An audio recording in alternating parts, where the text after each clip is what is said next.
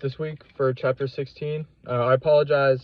I'm doing this in my car right now. I was doing my homework in a crowded coffee shop.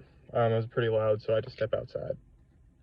But for this week, for chapter 16, I'll be doing an event that took place November 15th, 2019. 3 Dayton firefighters face disciplinary action after a body missed in garage fire.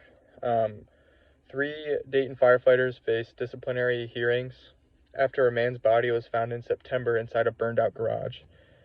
But the kicker is he wasn't found until a day after the fire. The Montgomery County Coroner's Office determined the man, 53-year-old Patrick Northern, died of inhalation of products of combustion, or he inhaled too much smoke and ruled his death an accident. The garage fire happened in the early morning hours of September 9th at a garage in the alley. Fire crews said someone was living in the garage, no one was hurt, but it appears the firefighters said that without performing a thorough search. And they said, in this case, those actions are not placed as we found from our investigations crew's actions, which was a failure in policy. So if we look at the steps of salvage and overhaul, there are a few strategic priorities.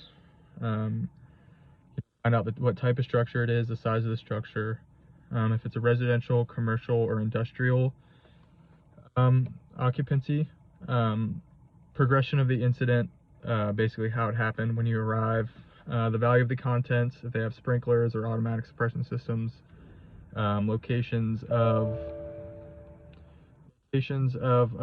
like records and files, salvage equipment available. Also need to be looking at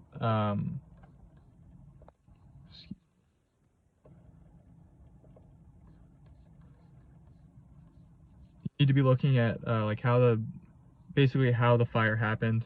You need to be removing like smoldering chairs and mattresses, other combustible things, performing thorough searches, making sure that the fire is completely out, checking for the concealed fire, such. But I think this is relevant to my community because we will be doing salvage and overhaul and performing searches after fires. I think that before we make statements, that we need to do our job correctly. We need to follow our standard operating procedures, and that includes during thorough searches and doing everything the right way all the time. And if we don't do that, we can face serious consequences. So I think that end all be all, we all need to follow our standard operating procedures well, and follow through with them.